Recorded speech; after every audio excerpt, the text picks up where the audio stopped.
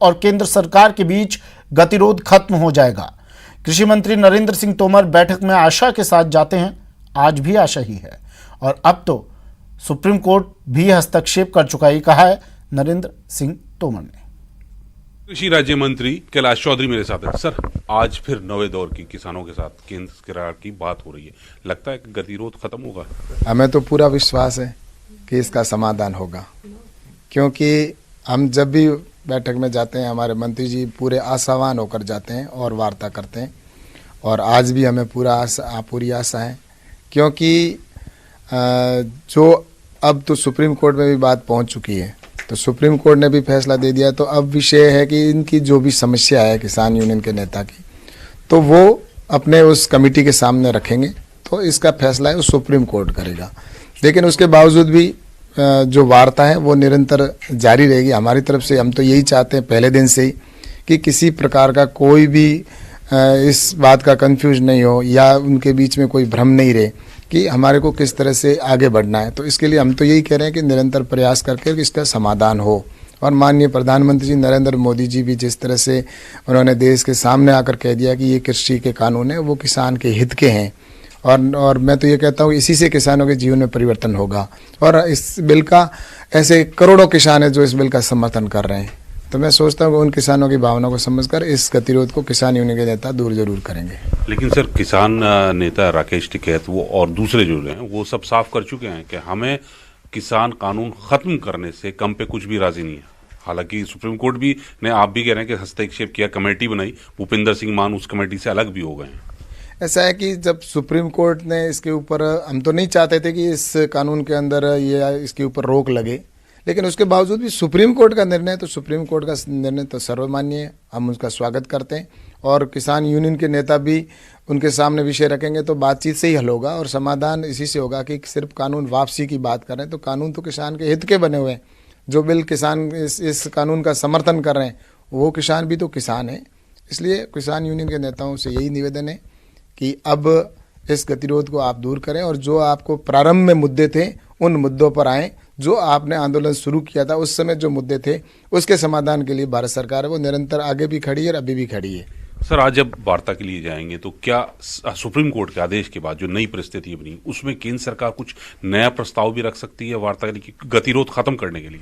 ऐसा है कि वार्ता के अंदर जब किसान यूनियन के नेता आएंगे तो उनकी जो बात होगी। और जयपुर से बड़ी खबर आ रही है, कांग्रेस का किसान अधिकार दिवस चल रहा है। कांग्रेस का केंद्र के खिलाफ धरना और प्रदर्शन सभा। नए कृषि कानूनों के खिलाफ कांग्रेस का हल्ला बोल। पेट्रोल डीजल की बढ़ती कीमतों के खिलाफ प्रदर्शन। धरने में कांग्रेस के कई नेता शामिल।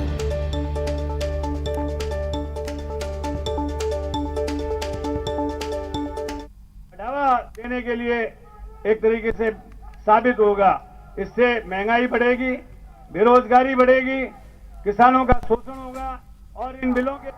और याद रखना, इस मुल्क में लोकतंत्र के जो पक्षधर लोग हैं, जिस मुल्क में खाद्यान्न आत्मनिर्भरता नहीं होती, वो उस मुल्क का लोकतंत्र जमहूरियत आगे चल नहीं सकती, कमजोर हो जाती है, क्योंकि उसको हर के सामने घुटने टेकने पड़ते।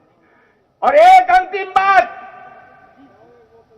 कि यूपीए के समय में सोनिया गांधी जी, मनमोहन सिंह और राहुल गांधी जी के प्रयास से इस देश के अंदर फूड सिक्योरिटी एक्ट बना था, जिसमें इस देश के हर नागरिक को खाने का अधिकार कानूनी रूप से दिया गया था। इसीलिए 2 रुपए और 3 रुपए का राशन 40 करोड़ लोगों को मिल रहा है। और मोदी जी बोल, अगर एफसीआई खरीद नहीं करेगी, सरकारी मंडी नहीं होगी, तो इस देश की जो सार्वजनिक वितरण प्रणाली है, जो इस देश की राशन प्रणाली है, उसका क्या होगा? इसलिए ये सवाल कांग्रेस के साथ साथ पूरे इस देश के लोगों का है। और जहां तक सवाल ये आता है कि किसान आंदोलन कर रहा है, हम समर्थन कर रहे हैं। कांग्रेस पहले दिन से संसद से अंदर हमारे लोग बाहर निकाले थे। 28 सितंबर को हर प्रदेश में कार्यक्रम हुए। 2 या 50,000 टन का चालाकी से देश के प्रधानमंत्री नरेंद्र मोदी ने उस वक्त जब राजस्थान चरम पर कोरोना का सामना कर रहा था, हिंदुस्तान चरम पर कोरोना का सामना कर रहा था, 5 जून को 3 ऑर्डिनेंस लेकर के आए और चुपके से एग्रो बिजनेस के नाम पर यह कानून देश की जनता पर थोप दिए। अगर पूरी जीडीपी को देखें तो एग्रीकल्चर सेक्टर सबसे बड़ा सेक्टर है। देश के व्यापारियों को लगता है कि अब किसी भी सेक्टर में मुनाफा उनको नहीं हो रहा है। विदेशों की तर्ज पर हमारे देश में भी मौजूदा गवर्नमेंट व्यापारियों को खुश करने के लिए इस सेक्टर में लाना चाहती है ताकि वो इसका दोहन कर सके। एक तो इन्होंने समर्थन मूल्य का कहीं कोई जिक्र नहीं किया, यानी समर्थन मूल्य को खत्म करने की चेष्टा है। मंडियों को समाप्त कर दिया। आज मंडियों में लाखों लोग काम कर रहे हैं। वहां पे व्यापारी, मजदूर, गाड़े वाले, ठेले वाले, खोमचे वाले, कैंटीन वाले सब बेरोजगार हो जाएंगे। और उसके बाद जो कॉन्ट्रैक्ट फार्मिंग, जिसके अंतर्गत किसान को 20 साल 15 साल के लिए अपनी जमीन उसने कॉरपोरेट हाउस को दे दी तो बीज उससे खरीदना पड़ेगा, खाद, उर्वरक, सभी चीजें कॉरपोरेट हाउस से खरीदनी पड़ेगी।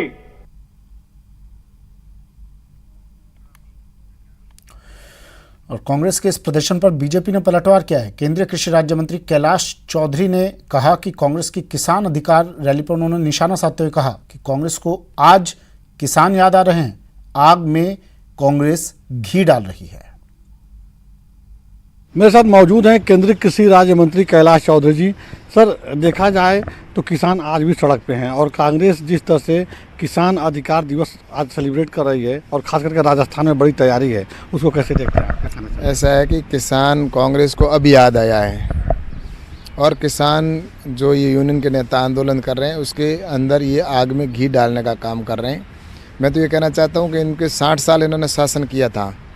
60 साल के अंदर किसानों के लिए इन्होंने ऐसा कौन सा काम किया जिसकी वजह से किसान ये कह सके कि हम आत्मनिर्भर हैं। 60 साल तक तो ये कानून थे ही, जिस 70 साल से, लेकिन उन्होंने इस कानूनों के माध्यम से आज देश के अंदर किसान है वो आत्मनिर्भर नहीं बन सका और किसान को आत्महत्या करने के लिए मजबूर होना पड़ा।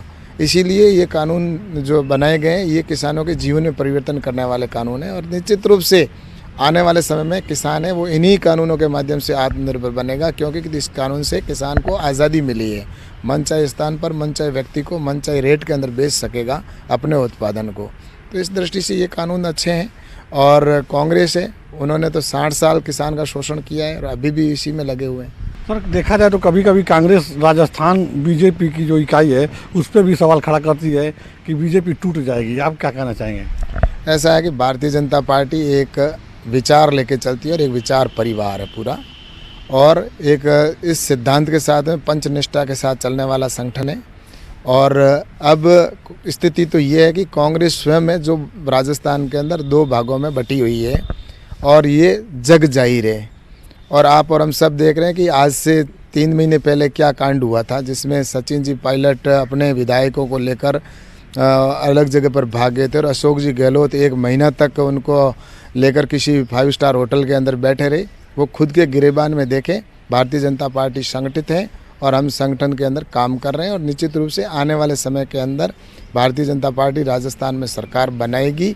और कांग्रेस है उसने जो वादे किए थे जनता से वो वादे पूरे नहीं हुए, इसलिए राजस्थान की जनता के अंदर भी इनके कांग्रेस के प्रति आक्रोश है। बहुत बहुत धन्यवाद सर आपको। कैमरा पर्सन अनिल शर्मा के साथ राजीव तिवारी, न्यूज़ 18 दिल्ली।